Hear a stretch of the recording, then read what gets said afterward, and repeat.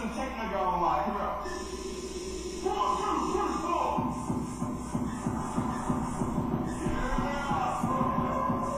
There you go. You like that? Is that cool? Beautiful. But honestly, along the way, you might fall down like this. Ready?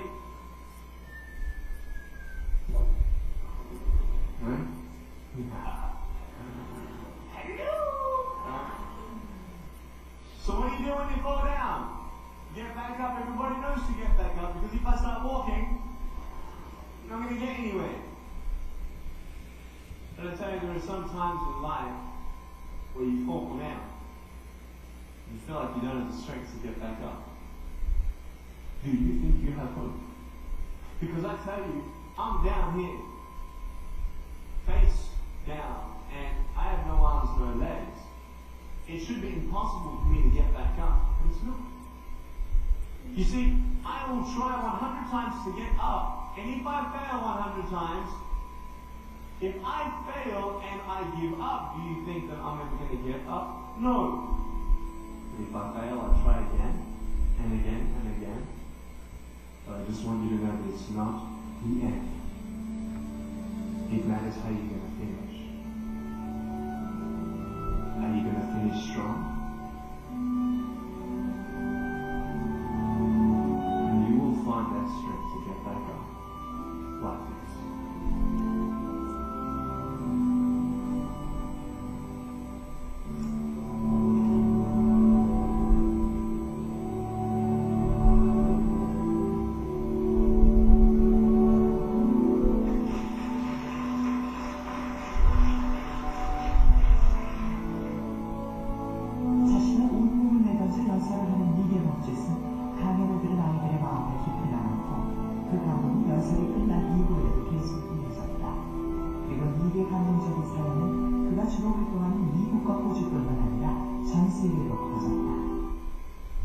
네. 음향 좀 조절해 주시고요. 때로는 육신사지 멀쩡하게 다 가지고 있으면서도 정신적인 결함 때문에, 어떤 정신적인 샤크 때문에, 혹은 세상의 어떤 요구사항 때문에 왜곡되어지게 살고 있는데, 자신의 모습을 보면서 진짜 장애가 손이 없고 발이 없는 장애가 아니라 생각의 장애, 마음의 장애, 정신적인 장애가 더 무서운 것이다라고 하는 생각을 하게 됩니다. 우리는 흔히 발이 없거나 손이 없으면, 육체적인 신체가 잘못되면 병신이라는 얘기를 많이 합니다. 그리고 제 자신도 사실 육체는 멀쩡하지만 정신적인 병신은 아닌지, 병자는 아닌지, 눈이 있지만 사물을 왜곡되이 보고, 귀가 있지만, 입이 있지만 불필요한 말들. 이 닉 부이치치라고 하는 이 사람의 책을 읽어도, 영상물을 볼 때마다, 이것 말고도 우리 인터넷 유튜브 동영상을 여러분들이 탐색을 해보시게 되면, 우리 주변에는 자기의 그 연약함이 다른 사람을 이렇게 세우는 도구로 쓰임받는 인간 승리자들이 얼마나 많이 있는지 모릅니다. 꼭 잘나야만이, 많이 배워야만이, 멋있어야만이 강남 스타일의 누구입니까? 싸이 말고도 오히려 어쩌면 싸이 같은 사람보다는 많이 배우고 많이 있고 연예계에서 그렇게 사람들에게 영향을 미치는 것보다는 사실 만작스차죠. 그래서 우리 마음속에 진정한 위로를 주고 우리 마음속에 감동을 주는 사람들이 있단 말이죠. 그런 의미에서 우리 닉 부이치치 영상을 볼 때마다 우리에게 힘을 주고 감동을 주는 것입니다. 설교 서두에 제가 여러분에게 이런 질문을 먼저 하나 던지고 싶습니다. 여러분들이 가장 힘들 때, 가장 어려울 때 누가 여러분을 도와줍니까?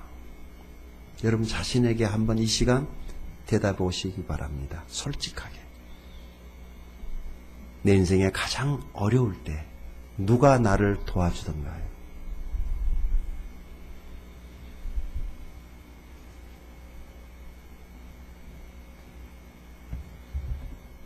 언제까지 부모가 나를 도울 수는 없잖아요. 언제까지 형제가 나를 도울 수는 없죠. 한 번씩 가끔은 어쩌다가 도울 수는 있어요. 친구일까요? 이웃일까요? 동창일까요? 핏줄일까요? 형제일까요? 아니면 같이 살고 있는 남편일까요? 아내일까요? 뼈골 빠지게 등골이 휘면서 가르친 자식이 내 문제, 힘들고 어려울 때마다 쫓아 달려와서 나를 한두 번 도와줄 수는 있겠지만, 그러나 자식인 도리로서 나를 도울 수는 있겠지만, 도대체 언제까지 그 자식이 나를 도울 수 있겠습니까? 여러분은 무엇을 의지하고 살고 계십니까? 그래서 어떤 사람들은 돈을 많이 벌어야 된다라고 그럽니다. 그러면 그 돈이 어느 정도 있어야만이 나를 지켜줄 수 있을까요? 예배 끝나고 나가시다가 교회 오른쪽에 있는 교회 아시죠? 우리 교회랑 가장 가까이 있는 어떤 교회. 거기 총재이자 교주 되시는 분이 지난주에 죽었습니다. 저는 거기 플랜카드를 보면서 다 이루었다 이렇게 써놨더라고요. 다 이루었다. 뭘 이루었다는 것인지. 우리 예수님이 하신 말씀 아니에요? 갑자기 누가복음 12장에 나오는 어리석은 부자가 생각이 났습니다. 그 사람이 남기고 간 돈 아세요? 얼마나 많은지? 더 이상 쌓아놓을 것이 없도록 쌓아놨지만 내가 오늘 밤 네 영혼을 도로 취하리니 그러면 네가 평생 동안 예비한 저것이 누구 것이 되겠느냐. 이제부터 저 집안은 자녀들을 금전 문제로 피곤한 싸움들을 싸우게 될 거예요. 돈은 언제라도 부부 사이도 갈라놓을 수 있고 형제 사이도 핏줄 관계도. 사실 우리 인생이 돈 이야기죠. 돈 이야기 빼면은 할 이야기가 없어요. 그러나 돈 얘기 빼고도 할 이야기가 있기를 바랍니다. 그저 만나면 돈 얘기, 돈 하다가 돌아버립니다. 돈 말고도 할 수 있는 이야기가 있으면 좋겠어요. 사람하고 관계를 돈의 관계로만 맺고 살면은 피곤한 거예요. 당신은 후회할 것입니다.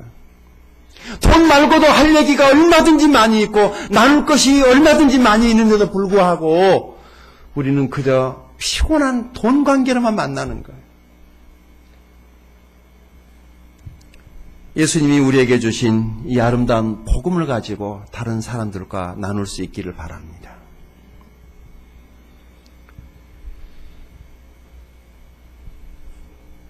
오늘 여기 본문은 지난주에 이어서 고난을 받고 있는 그리스도인들의 가정생활은 어떠해야 하는가에 대한 이야기로 시작을 합니다.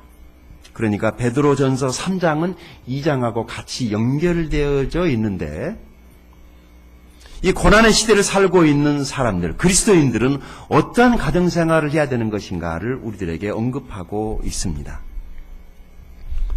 여기 지금 우리가 지난주에 공부에 있었던 2장 13절 이하의 말씀을 보면은 고난받는 사회 속에서 고난받는 정부 아래서 그리스도인들은 어떠한 삶의 태도를 가지고 이 고난을 극복해야 되는가에 대한 말씀을 봤어요.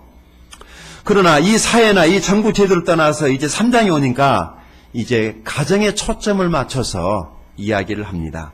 가정 안에서 그리스도인은 어떠한 삶을 살아야 하는가를 말하는 것이죠. 여러분이 고난이 왔을 때 가정만큼 소중한 것은 없습니다. 이 가정은 우리의 고난을 이기게 하고 이 가정이 든든해야만이 교회만 가지고 안 돼요. 가정도 있어야 돼요. 가정만 가지고 안 돼요. 교회도 있어야 돼요. 그래서 하나님이 우리에게 주신 두 기관이 하나는 가정이요 하나는 교회입니다. 만약에 교회가 필요 없다면 예수님이 오셔서 헛소리 하신 거예요. 내가 이 반석 위에 내 교회를 세우리니 예수님이 할 일이 없어서 교회를 세우시겠다고 그랬을까요? 교회는 우리에게 필요합니다.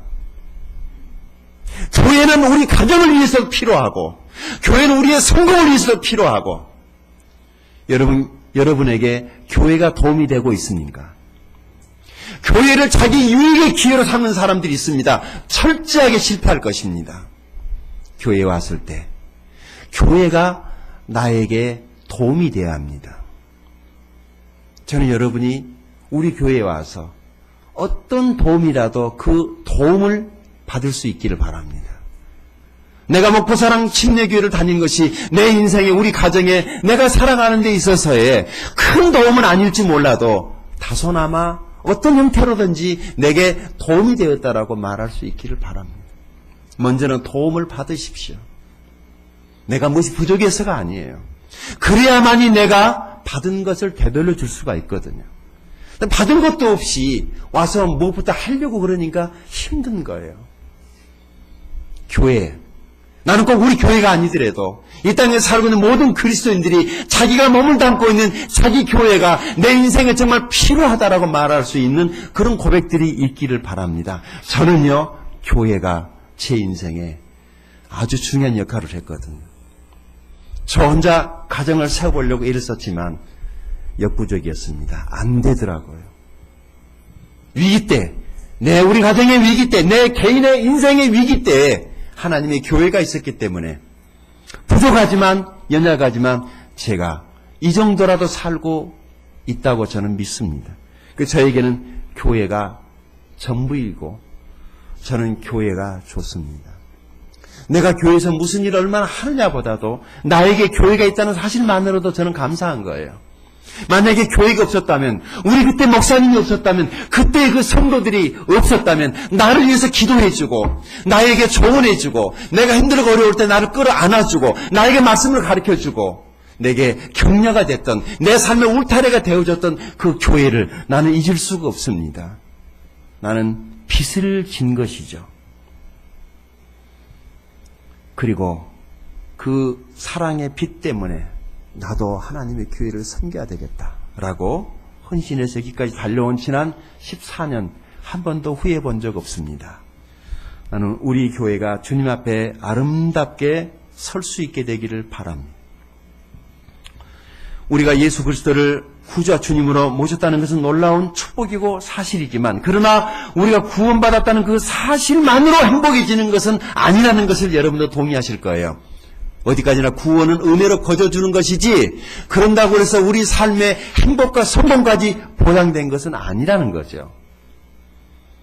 성공과 행복은 이제 우리가 어떻게 하느냐에 달려 있습니다. 교회에서는 그저 구원의 은혜만 얻어갈 뿐이에요.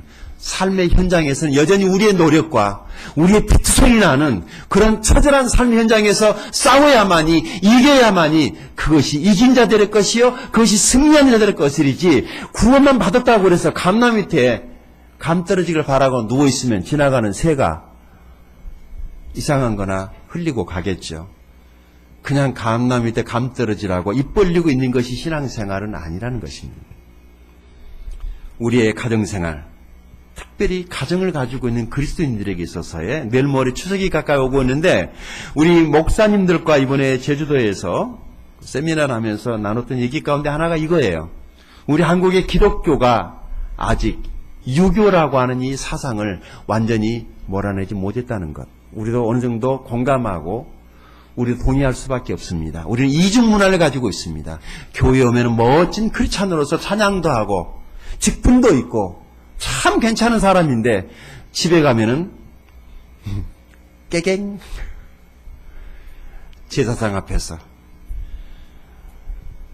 제사해야 되는 그 엄숙한 자리 앞에서 머뭇거려야만 하는 당당할 수 없는 이 하나님이 우리에게 주신 이 자유를 하나님을 섬기는데 보다 더 적극적으로 사용해야 함에도 불구하고 유교 앞에서 제사상 앞에서 부모를 모셔야 된다라고 하는 전제 앞에서 머뭇거려야만 하는 여러분 성경은 제대로 된 부모 공경에 대해서 이야기를 합니다. 유교하고 방식이 다른 거예요. 그러나 성경이 더 부모 공경에 대해서 이야기를 합니다.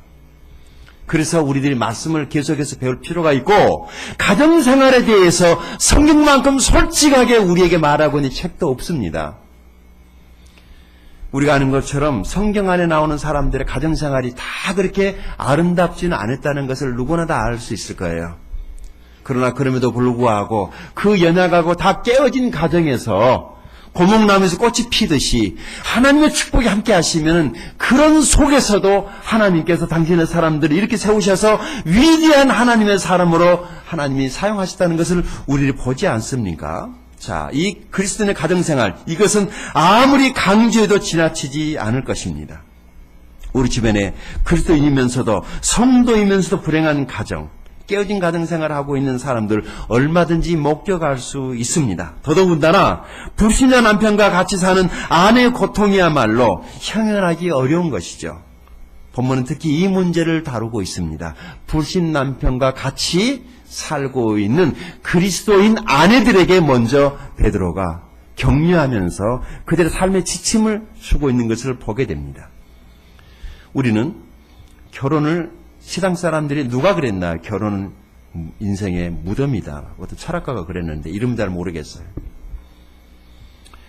사실 결혼해서 살아본 사람들은 부모와의 형제, 친척 혹은 친구들하고만 관계하고 살다가 결혼이라고 하는 새로운 울타리 안에 들어오게 되면 결혼이 그렇게 만만치 않다는 사실을 알게 될 거예요. 밖에서 일상의 삶의 전쟁이 이제 결혼이라고 하는 가정이랑 울타리 안에서 이제 두 사람의 새로운 전쟁의 국면으로 돌아간단 말이죠. 행복하지만 한편에는 계속 전쟁이 있어요. 그게 결혼 생활이에요. 그런데 결혼 생활을 꼭 해야만이 하나님이 세우신 이 창조의 질서를 알 수 있고, 결혼 생활을 해야만이 하나님의 교회를 이해할 수 있고, 결혼 생활을 해야만이 하나님이 이 만드신 이 세상이 어떤 것인가를 우리들이 다 알 수가 있어요. 자, 오늘 본문에서 몇 가지 우리가 영적인 교훈을 받습니다. 먼저 아내들에게 베드로가 이야기를 합니다. 1절부터 6절까지는 바로 이런 험악한 분위기 속에서 살아가고 있는 아내들에게, 그리스도인 아내들에게 자기 남편을 향해서 어떤 태도를 가져야 되는가에 대해서 이야기를 합니다. 이곳에 그러니까 결혼을 안 한 사람은 앞으로 결혼할 것이기 때문에 여러분들이 결혼을 하게 되면은 이런 하나님의 말씀을 지침으로 삼아야 합니다. 이미 결혼을 한 사람에게도 이 말씀은 충분히 삶의 유익이 될 것이고, 앞으로 결혼하게 될 사람들에게도 이 본문 말씀은 충분히 이해가 될 것이기 때문에 믿음을 가지고 이 말씀 속에 담겨진 영적인 진리들을 하나씩 배울 수 있기를 바랍니다. 먼저 1절을 같이 읽어볼까요? 1절입니다. 시작.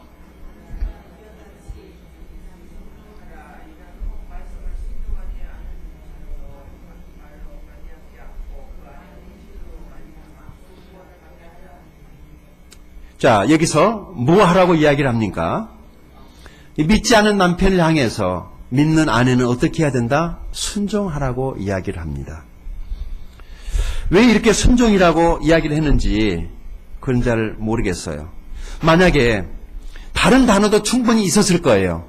저항하라, 덤벼라, 네가 싸워서 무찔러버려라, 무시해버려라, 단어가 없어서 이곳에다가 순종이라는 단어를 끼워넣지는 않았을 거예요. 왜 순종하라고 그랬을까요? 저는 이것을 순종의 미학이라고 말하고 싶습니다. 아내가 남편에게 순종하는 것은 순종의 미학입니다. 순종이 얼마나 아름다운 것인가. 그래서 우리는 2장 마지막 부분에서 예수 그리스도는 억울한 고난, 애매한 고난을 받으시면서도 결코 원망하지 않으시고 하나님의 뜻에 끝까지 순종했다라고 하는 말씀을 지난주에 보았습니다. 그 이야기에 이어서 이제 베드로는 여기 3장에서 아내들에게도 예수 그리스도께서 보여준 그 본을 쫓아가야 한다라고 이야기를 합니다. 목사가 순종하라고 해서 순종하면 안 됩니다. 이 세상이 어떤 책이 어떤 철학가가 순종하라고 해서 순종이 아니라 예수님께서 우리 앞에서 그 억울한 일을 당하시면서도 당신이 그냥 걸어가셨던 그 순종. 우리는 그런 사람을 바보라고 이야기를 합니다. 바보 같은 사람들이 하나님을 잘 섬겨요. 머리 잘 굴리고 똑똑해 밭대자 하더라고요. 하나님이 제일 싫어하는 사람이 머리 굴리는 사람이에요. 그런 사람 입장에서 보면은 하나님께 순종해 사는 사람들처럼 바보 천치가 없어요. 제가 그랬거든요. 제가 헌신하기 전에 교회에 헌신해가지고 젊은 청춘들이 전도사 혹은 목사가 되겠다고 떼거지로 20-30명씩 몰려다니는 것을 봤을 때 뒤에서 제가 경멸했던 사람이에요. 지금은 얼마나 부끄러운지. 그들은 믿음의 여정을 가고 있었던 순례자들이었고 하나님의 종의 길을 가기 위해서 자기 인생들을 드린 참으로 귀한 사람들이었는데 그들을 볼 수 없었던 제 눈 빼고 싶은 거죠. 여기 보십시오. 3장 1절에 아내된 자들아 이와 같이라고 되지 무엇을 말하는 것입니까? 예수님이 그렇게 하신 것처럼 믿지 않는 당신의 남편에게 그렇게 하라는 거예요. 다시 말하면 그리스도께서 많은 고난을 받으시면서도 성부 하나님 뜻에 복종하셨던 것처럼 이와 같이 아내들도 남편에게 뭐 하라? 순복. 지금 성경에는 순종이라고 되어 있는데 이전 성경에는 순복이라고 나와 있어요. 순종하고 순복은 좀 다릅니다. 순종은 순종하면 돼요. 순복은 뭔 줄 아세요? 복종까지가 포함되어 있기 때문에 상당히 강한 어조였는데 이게 아무래도 좀 여자분들 쪽에서 문제제기를 한 것 같아요. 순종 정도만 해도 되지 어떻게 복종까지 해야 되겠느냐라고. 요즘에 여자분들이 목소리 좀 세지 않습니까? 우리 다음 새누리당 대통령 후보는 박근혜 후보가 지금 대통령이 되겠다고 지금 나왔는데 대통령이 과연 될지 안 될지는 모르지만 된다면 한국의 최초의 여성 대통령이 된다. 그래서 한쪽에서 여성분들은 벌써부터 흥분하고 있더라고요. 아직은 아니니까. 자, 여기서 말하는 남편은 그러면은 믿는 남편이겠어요? 믿지 않는 남편이겠어요? 믿지 않는 남편이라 할지라도 그 남편에게 어떻게 하라? 순종해야 된다고 강조하는데 그 이유가 무엇일까요? 오늘 우리 교회 안에 이 말씀을 듣는 분들 가운데 예수 믿지 않는 남편과 같이 살고 있는 분들 계실 거예요. 도움되기 바랍니다. 또 믿는 남편이랑 살고 있는 분들에게도 이 말씀에는 교훈이 있기 때문에 여러분들에게 도움되기 바랍니다. 아내가 남편에게 순종해야 될 4가지 이유. 첫 번째, 그것은 주님의 명령이기 때문에 남편에게 순종해야 한다는 것입니다. 아내된 자들의 이와 같이 자기 남편에게 순종하라고 성경이 말씀합니다. 그렇기 때문에 목사가 하라고 한다고 해서가 아니라 하나님의 말씀에 아내된 자들로 하여금 자기 남편에게 뭐하라? 순종하라고 명령하고 있는 것입니다. 이것은 남편의 명령도 아니고 유교가 명령하는 것도 아니고 주님이 명령하신 것이기 때문에 순종하십시오. 제가 여러분에게 제게 있었던 일 한 가지를 말씀드리고 싶습니다. 주님께서 저에게 제가 어떤 말씀 앞에 머뭇거리고 있을 때 결정을 내리지 못하고 있을 때 누구랑 상의하겠습니까? 여러분 일 생기면 제게라도 찾아오면 되지만 목사는 어디를 가야 됩니까? 목사도 사람인데 목사도 감정이 있고 육체적인 필요가 있고 영적인 정서적인 필요가 있을 때 목사인 나도 문제 가운데 직면해 있을 때 나는 누구에게 가야 할까요?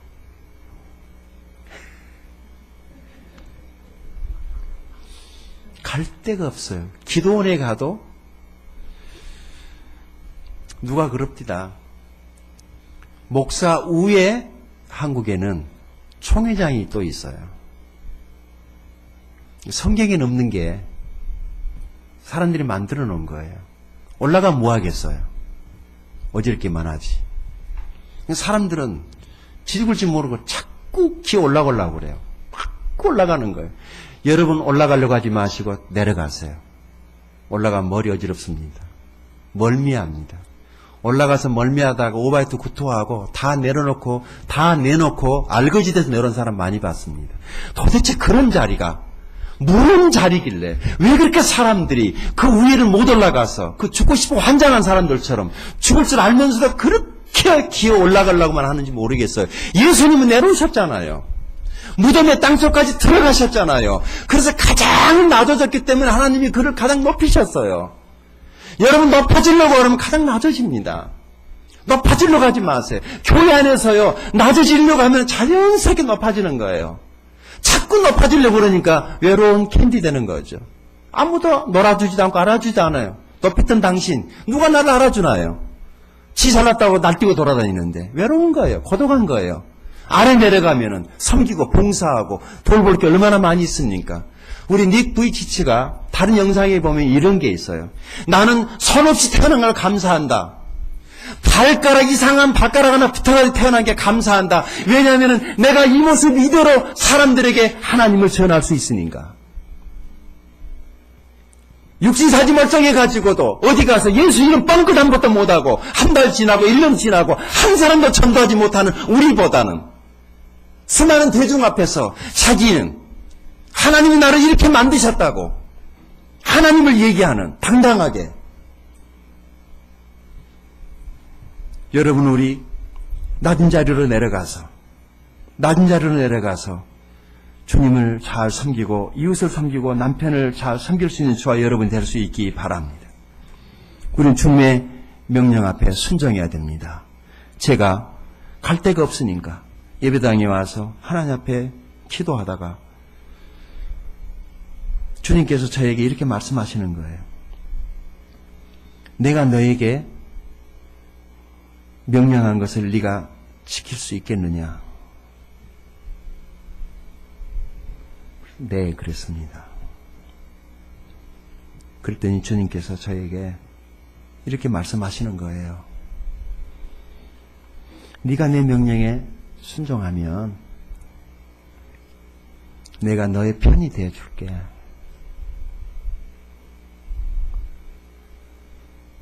인생을 사는 방법은 두 가지란다. 네 힘, 네 노력, 네 꾀, 네 머리로 사는 방법이 있고 아니면 나의 도움을 힘입고 사는 것. 둘 중에 하나란다. 네가 선택해라.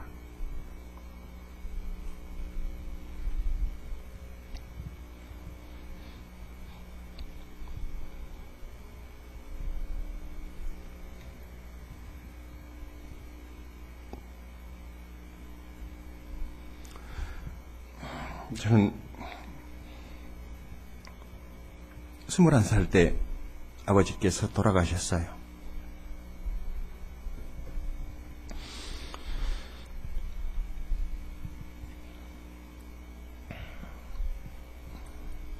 내 삶을 책임져 주시던 아버지가 돌아가시던 그날 다 부모 여의신 분들은 알겠지만 하늘이 무너지는 것 같았어요. 어떻게 살아야 하나.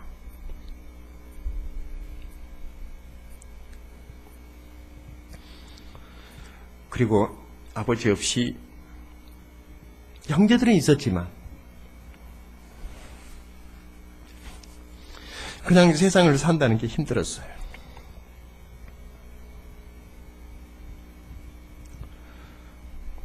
그리고 29살 때 하나님이 내 진짜 아버지라는 사실을 주님 만나 구원받고 알았습니다. 그래서 지금은 제가 하나님을 아버지라고 부릅니다. 하나님은 한 번도 나를 실망시키지 않으셨습니다. 그리고 내가 힘에 지쳐 있거나 쓰러져 있을 때 하나님은 또 내게 찾아오셔서 자주자주 말씀해 주셨어요.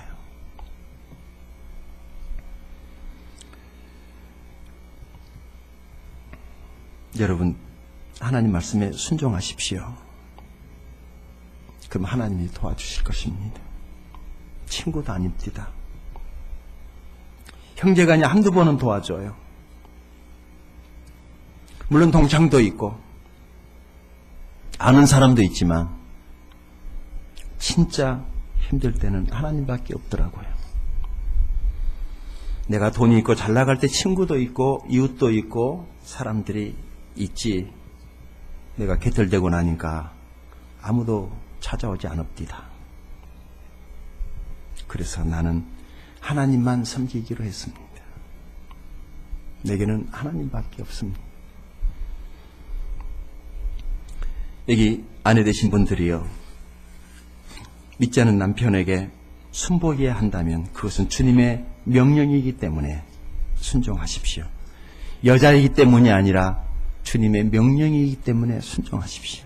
성경은 여자나 남자나 동등하게 말을 합니다. 유교 때문도 아니에요.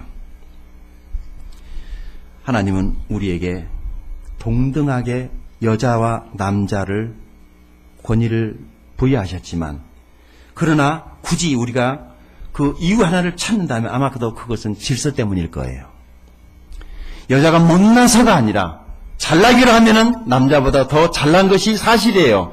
그러나 누군가는 질서 때문에 차서가 정해져야 하기 때문에 성경은 분명히 여자의 머리는 남자요, 남자의 머리는 그리스도라고 말을 합니다. 잘나고 똑똑하고 많이 배운 것 떠나서 그냥 질서 때문에 하나님께서 여자들로 하여금 남편에게 순종하라고 말씀한 거예요. 이것이 뒤바뀌게 되면 큰일 납니다. 가정이 뒤집어지는 것입니다. 아무리 남편이 못나고 짜잔해도 여자의 머리입니다. 저는 여기 계시는 우리 훌륭한 그리스도인 부인들에게 말씀드립니다. 남편이 조금 연약해도 순종하십시오. 당신에게 복이 될 것입니다. 7절에 보면은요, 남편 된 여자들이 이와 같이 지식을 따라 너희 아내와 동거하고 저는 더 연약한 그릇이요 또 생명의 은혜를 유업으로 함께 받을 자로. 생명의 유업이라는 것이 뭐냐면은 그리스도를 믿음으로 영생의 복을 얻는, 생명을 얻는 것인데, 구원받는데 남자가 먼저 받고 여자가 나중에 받고 그런가요? 하나님은 한 번도 여자를 격화시킨 것이 없어요. 하나님은 동일하게 보세요. 여자나 남자나 똑같아요. 구원받는 것이 똑같아요. 여자도 예수 믿어야 되고 남자도 예수 믿어야지 구원을 받습니다. 남자이기 때문에 구원받고 여자이기 때문에 구원 못 받는 건 아니에요. 하나님은 여자나 남자나 똑같은 지위를 주셨어요. 그러나 순종해야 된다는 것은 질서 때문에, 하나님의 명령이기 때문에 여러분들이 순종하면 여러분에게 복이 있을 것입니다. 두 번째, 여자가 남자에게 순종하는 것은 복음 증거의 기회가 되기 때문에 순종하라고 말을 합니다. 자, 여기 1절과 2절을 보면은 그 순종의 태도가 복음 증거의 상황을 제공하고 있다는 것을 우리가 알 수 있어요. 1절, 2절 같이 연이어서 한번 읽어볼까요? 시작. 아내들아, 이와 같이 자기 남편에게 순종하라. 이는 혹 말씀을 순종하지 않는 자라도 말로 말미암지 않고 그 안에 행실로 말미암아 구원을 받게 하려 함이니 너희의 두려워하며 정결한 행실을 보미니라. 아멘. 아내가 남편에게 순종하는 태도를 통해서 남편에게 전도할 수 있는 길이 열린다는 것이죠. 아내가 남편의 성질을 자꾸 건드려 보십시오. 어떻게 되겠습니까? 너 보기 싫어서 교회 안 간다 이렇게 되는 겁니다. 안 그래도 교회 안 가려고 그랬는데 건드니까 잘 됐다야. 네 보기 싫으니까 교회 안 갈란다 이렇게 나오는 거예요. 이 남자의 오만한 자존심, 하나님께 이상하게 지었어요. 남자는 이 존심 하나 때문에 목숨을 거는 한 희한한 동물이기 때문에 여러분들이 좀 알 필요가 있어요. 자존심 건들면은 남자는 끝납니다. 그게 뭔지는 모르지만 하나님이 그렇게 지으셨어요. 건드려 보십시오. 피차에 피투성이 납니다. 조폭들 아세요? 깍두기들? 왜 그렇게 막 그냥 문신 그리고 다녀요? 존심을 세우기 위해서 그러는 거예요. 머리 이상하게 하고. 그럴 필요도 없는데 그 사람 걸어가는 거 보세요. 얼마나 힘들까. 힘 좀 빼고 걸으면 참 좋을 텐데 그 뻘떡게 걸음하고 이렇게 걸어가잖아요. 뻘떡게 아세요?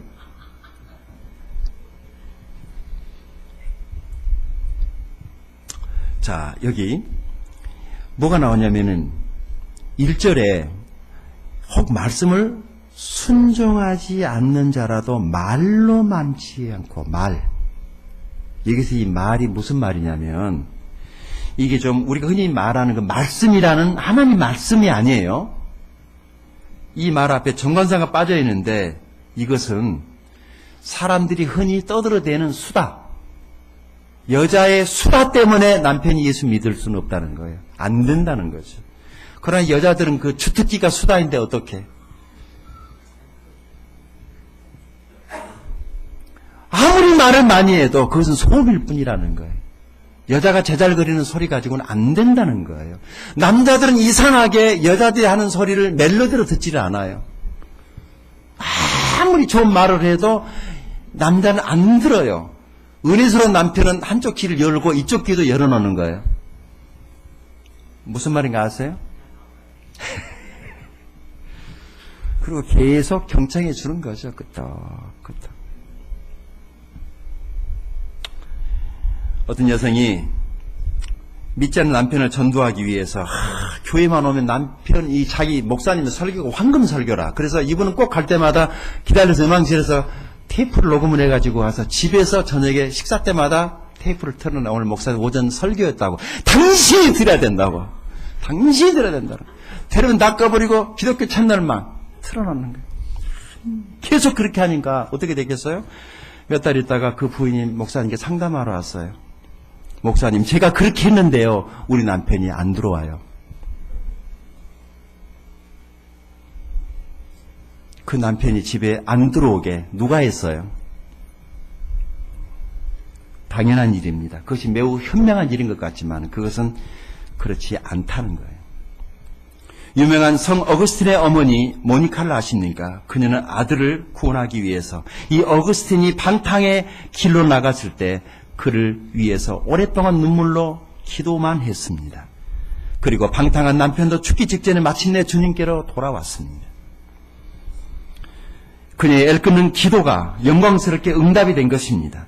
아버지를 위해서, 그 방탕한 아버지를 위해서 간절히 기도하면서 그 아버지에게 한마디 불평도 하지 않고 오히려 극진하게 섬기던 그 어머니 모니카를 보면서 어거스틴이 회개하고 돌아와서 쓴 책이 참회록입니다.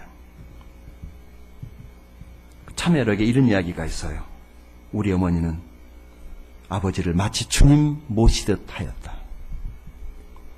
모니카 이런 삶의 태도가 깊은 감동을 주어서 그 아들을 위대한 한 시대를 이끌어가는 교부가 되게 했던 것입니다. 그렇습니다. 우리가 믿지 않는 남편에게 순종하려는 할 두 번째 이유는 바로 그것이 복음을 전할 수 있는 중요한 상황을 만들기 때문에 그렇게 순종해야 한다는 것입니다. 그리고 2절을 보십시오. 같이 읽어볼까요? 시작. 너희의 두려워하며 정결한 행실을 봄이라. 여기서 두려워한다는 것은 무엇을 두려워한다는 것이겠습니까? 하나님을 두려워한다는 것이죠. 사람을 두려워하는 것이 아니라 우리가 하나님을 경외하는 모습을 이 여자가 하나님을 경외하구나 라고 하는 것을 남편이 안다는 거죠. 두 번째, 여기 정결한 행실이라고 하는 것이 뭐냐면 도덕적인 순결을 말하는 것인데 흔히 여자들이 이런 거 있죠. 왔다 갔다 왔다 갔다. 무슨 일을 왔다 갔다 시종일관이 없고 이리 갔다 저리 갔다 이 말 들었다 저 말 들었다 왔다 갔다 왔다 갔다 이것을 정결한 사람이라고 말할 수 있을까요? 이것을 신앙의 정절이라고 말하기도 합니다. 옳다고 믿으면 끝까지 타협하지 않고 힘들어도 어려워도 가야만이 한 길을 파야만이 한 우물을 파야만이 뭐가 나오지. 맨 파다 말고 그러면은 아무것도 되질 않아요. 나무도 심었다 옮기면 나무가 자라겠습니까? 뿌리가 내리질 않으니 아무것도 안 되는 것입니다. 여러분, 이 세상에 그렇게 1, 2년, 3, 4년 해가지고 될 수 있는 일이 과연 무엇이 있을까요? 몇 개나 있을까요? 성공했던 사람들 특징이 뭐냐면은 그저 죽을 때까지 그 일만 했다는 거예요. 그럼 저 끝에서 그의 성실함과 그의 인내 때문에 그에게 상을 주시는 거예요. 사람들이 너무 순간적인 테크닉 그런 것만 쫓아가는 것 같아요. 빨리 해서 빨리 돈을 벌려고 하는 것. 이 세상에 그런 일이 없어요. 정말 이 세상처럼 정직한 게 없습니다. 세상에 공짜 없습니다. 여러분, 이 세상은 공짜가 없습니다. 거저되는 것도 없습니다. 거저되는 것처럼 보일 뿐이지. 그래서 사기라고 그러죠. 세상은 사기꾼들의 천국이에요. 정신 바짝 차리고 살아야 돼요. 금방 줄 것처럼 사기쳐가지고 데리고 가서 죽음 앞에서는 나 모른다고 도망쳐버리잖아요. 우리 문선명 씨가 어떻게 됐는가 모르겠어요. 천국에 가서 없으면은 다른 데 간 건데. 속지 않게 되기를 바랍니다. 자, 세 번째. 부인들이 남편에게 순종해야 될 세 번째 이유. 성경은 무엇 때문이라고 얘기를 하냐면은 그 인격적인 단장이 자기 남편을 주님께로 이끌어올 수 있는 하나의 방법이기 때문에 순종은 하나의 단장이다라는 것이죠. 이 참 잘 안 쓰는 단어예요. 단장이라는 게 나오죠. 자, 3절 읽어볼까요? 시작. 너의 단장은 머리를 꾸미고 금을 차고 아름다운 옷을 입는 외모로 하지 말고. 이게 5절에도 보면은요, 단장이라는 단어가 나오죠. 사라에 대한 이야기를 하면서 이와 같이 자기 남편에게 순종함으로 자기를 단장하였느니라는 단어를 썼어요. 단장이라고 하는 단어, 이 무엇인가 아시겠어요? 여러분, 예수 그리스도를 믿는 그리스도의 학교에 들어오면 전공 과목이 뭐냐면 순종이라는 과목입니다. 이것을 배우지 않으면 우리는 아무것도 기대할 수 없습니다.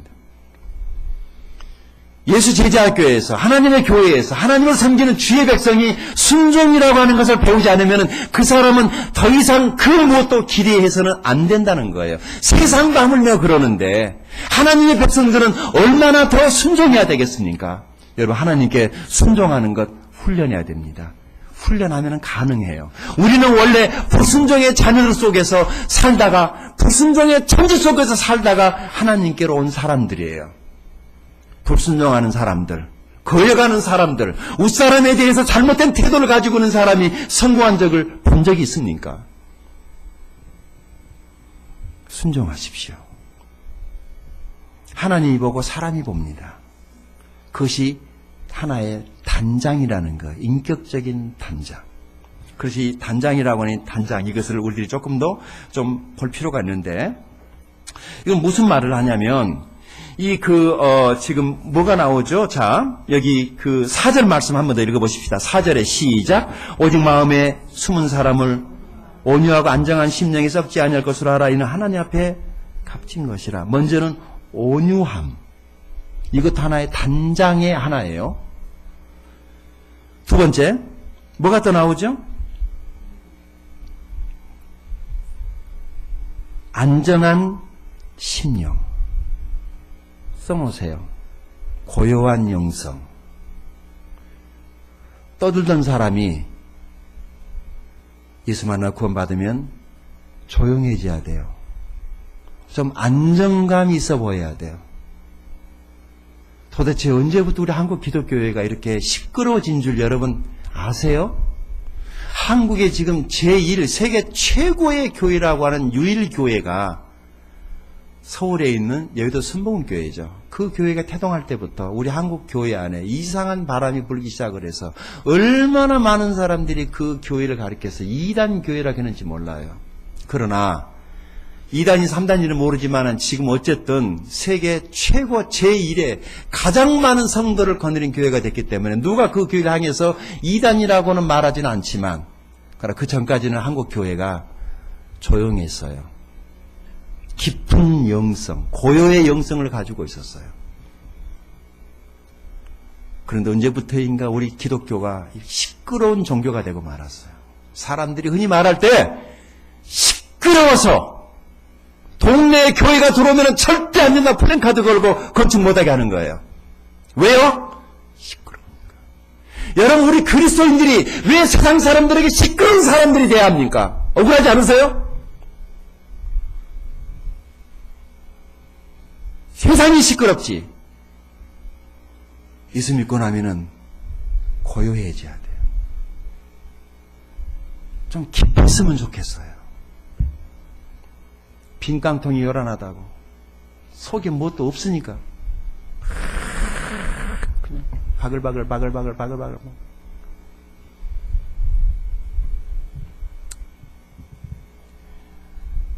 이 고요한 태도, 그 표현이 더 정확한 직역이에요.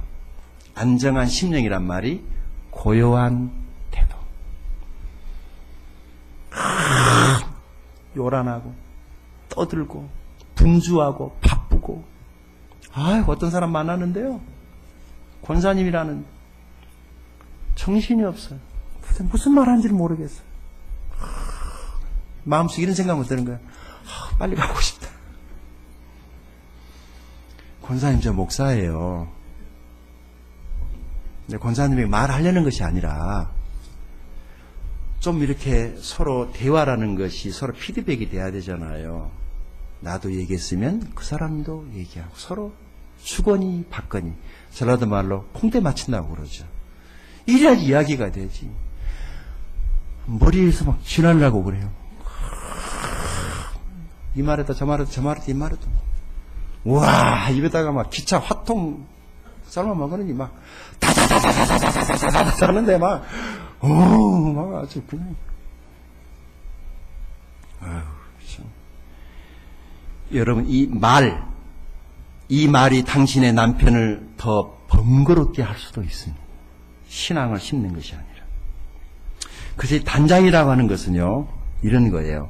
혹시 헬라어로 이것을 코스모스라고 그러는데, 이 코스모스라고 하는 단어는 우주를 뜻하는 거예요. 그런데 화장품이라는 단어가 이 코스메틱이라고 하는 것이 이 코스모스에서 나온 단어라고 유래를 하는데, 무슨 말이냐면, 이 우주는, 자연세계는 있는 그대로 질서예요, 질서. 화장이라고 하는 것은, 여자들이 화장하죠? 그것은 하나님이 만들어 놓은 원판 위에다가 덧칠을 해서 그 질서를 더 빛내주는 거예요. 근데 보세요. 립스틱을 여기 눈썹에다 발라보면 어떻게 되겠습니까? 눈에 아이섀도우를 입술에다 발라버려요. 우리 김명희 목사님 잘 쓰는 단어, 자세를 흐트리지 말아야 돼. 질서, 이게 그게 단장이라는 거예요, 단장. 자기에게 맞는 폼으로 살아야 돼요. 오버하지도 말고 있는 그대로. 하나님이 다 아시는데 너무 잘난 체 할 필요도 없고, 없는 거 너무 있는 척 할 필요도 없고, 가난하면 어때요? 있으면 어때요? 그냥 하나님 앞에 오면 있는 모습 그대로 힘 빼고 오세요. 교회 올 때. 너무 힘들이 들어있어요. 화장으로 얼마나 캄프라치 할 수 있을까요? 옷으로 얼마나 할 수 있을까요? 사람에게 속일 수 없는 것 3가지. 첫째는 나이. 2번째, 가난. 3번째, 성격. 속일 수 없는 거예요. 그걸 속이려 하는 것은 이상해요. 직분 가지고 안 돼요. 그냥 있는 모습 그대로 오세요. 하나님, 저 꼬라지 아시죠? 하면서 하나님께 기도하세요. 그 하나님도 알고 목사도 알고 집사님도 알고 다 알아야지, 저분 꼬라지가 약간 그러니까 조심해야지, 이렇게 서로 되는 것이지, 전혀 없는 것처럼 하다가 갑자기 나오면은 얼마나 놀라겠습니까? 하나님도 놀라지. 단장 아시겠어요? 자, 그래서 여기 단장 보세요. 어떻게 하라고 그랬어요? 3절. 너희의 단장은 머리를 꾸미고. 여기서 말한 이 머리는 그때 로마 시대 여자가 헤어스타일을 어떻게 했느냐 하면은, 혹시 머리 위에다가 가발 올리는 거 보셨나요? 영화 볼 때? 그 크레파트라 머리 같은. 그 바벨탑처럼 꼴 말아가지고 막 여기다가 싸고 저기 싸가지고, 그래서 이 머리를 혼자 지탱을 못하니까 하인들이 잡고 다녀야 돼.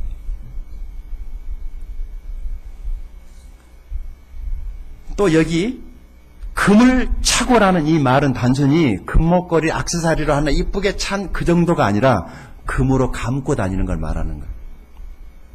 아예 그냥 귀가 떨어지게 염려되시는 분들도 있더라고. 하도 금을 이렇게 달아가지고. 요즘은 남자들도 막 온 몸에다 이걸 막 두르고 다녀. 목욕탕에 갔더니요, 목에다가 몇 개씩 둘렀죠, 손에다가 둘렀죠, 발에다가 됐죠, 심지어는 허리다가 단 사람 봐. 우와, 그걸 왜 둘러? 여기서 말하는 이 금을 차고라는 말은 이 손가락에 붙어있는 이 자그마한 이런 것 얘기가 아니라 그냥 금으로 그냥 온 몸을 그걸 가지고 안 돼요. 하지 말라는 거예요. 아름다운 옷 그것도 안 된다는 거죠. 뭘 하라는 거예요? 우리 마음속에 숨겨져 있는 속사람을 단장하라는 거예요. 내 속사람. 내 속사람이 아름답게 질서로 단장이 되면 저는 그런 의미에서 고든 맥도날드 목사님의 내면 세계의 질서와 영적 성장이라고 하는 책이 있습니다. 그 책을 한번 읽어볼 것을 여러분에게 당부드립니다. 내면 세계. 사람은 내면이 잘 가꿔져 있어야 돼요. 내면이 중요해요. 이제 시간이 이제 많이 됐기 때문에, 남편분들에게 이제, 네 번째 하나만 더 말씀드릴까요? 이 사라에 대한 이야기를 빼놓을 수가 없어요. 자, 그러면 여기, 5절, 6절 같이 읽어보십시다. 시작. 전에 하나님께 소망을 뒀던 거룩한 부녀들 기와 같이 자기 남편에게 순종함으로 자기를 단장하였나니, 사라가 아브라함을 주라 칭하여 순종한 것 같이 너희는 선언행과 아무 들은 일에도 놀라지 아니하면 그의 딸이 된 것이니라. 아멘. 자, 우리가 남편에게 순종한다는 것은 믿지 않는 남편에게 그리스도인 부인이 순종한다는 것은 그것은 뭐냐면은 믿음의 선배들의 모본을 따라가는 것이다 라는 것입니다. 믿음의 선배들이 그렇게 살았다는 거예요. 특별히요, 아브라함이 사라가 아브라함을 주라고 불렀다. 주라고 불렀다. 얼마나 아름답습니까? 자기 남편을 누구라고 불렀어요?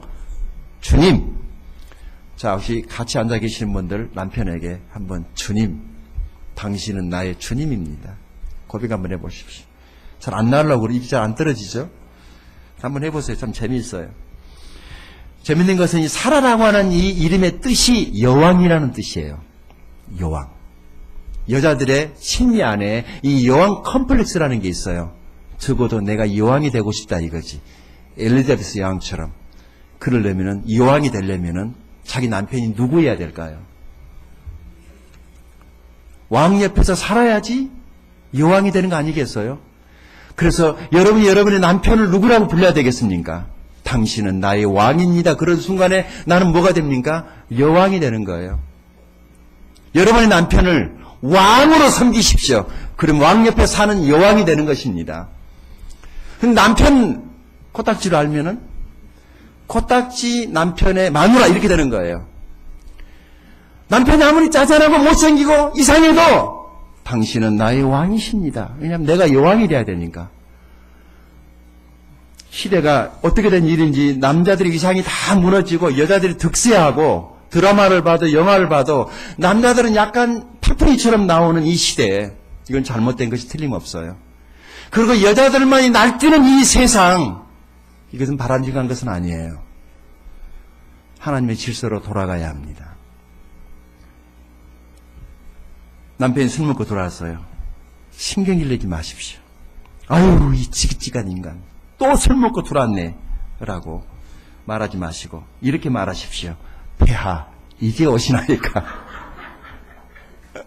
오시는 길에 한잔하시면서 얼마나 수고가 많으셨습니까?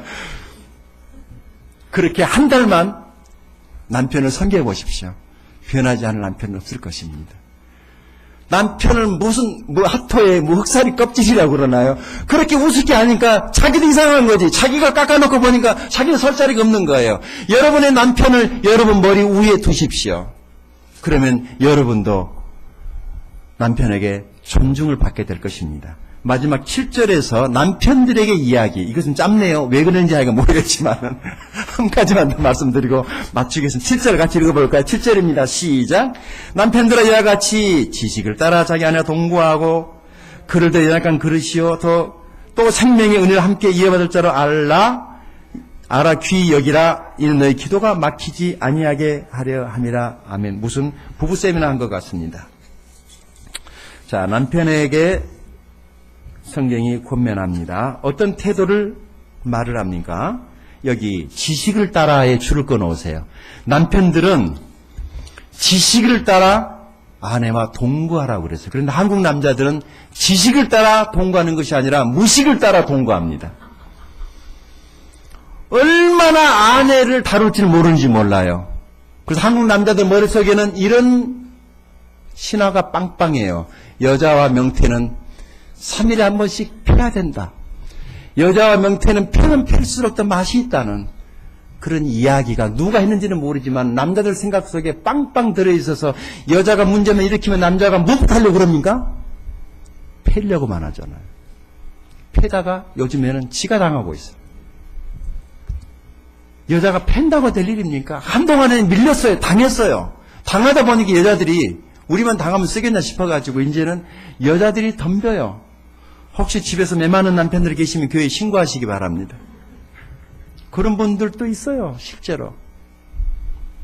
왜 그래요? 지식을 따라 동거하고 하나님 말씀 안에 여자를 귀히 여겨야 될 원칙들이 있단 말이죠. 성경에서 배우십시오. 세상에서 하는 말은 참고사항만 하시고 하나님 말씀 안에서 여자를 어떻게 여겨야 될 것인가? 어떻게 여기라고 그랬습니까? 더 연약한 그릇. 자, 여러분 집에 가장 연약한 그릇이 어떤 그릇이던가요? 여러분 집에 가장 연약한 그릇. 떨어지면 깨져버리는 그릇이 있죠. 툭시발은 잘 안 깨져요. 그냥 놓으면은 꺼져버리는, 깨져버리는 그 유리. 여자는 유리 다루라는 거예요. 거칠게 함부로 다루니까 그 유리가 깨지려니까 살려주세요 하고 소리 지르는 거예요. 남자가 그게 뭔지 모르고 잘못 다루다가 깨지면, 유리가 깨지면 다치잖아요. 아내가 깨지면 그게 고스란히 남편의 것으로 돌아와요. 그런 가정들 얼마나 많이 있습니까? 그래서 성경은 그를 귀히 여기라고 말을 합니다. 남편분들이시여 아내를 귀히 여기십시오. 지식을 따라 동거하고, 이 동거한단 말은 삶을 나누는 것인데 성을 나누고, 아시죠? 잠자리를 같이 나누고 삶의 좋은 것들을 기꺼이 열어놓고 같이 나누고 그리고 열린 대화를 하라는 것입니다. 저도 이 말씀을 준비하면서 상당히 혼자 고심을 했습니다.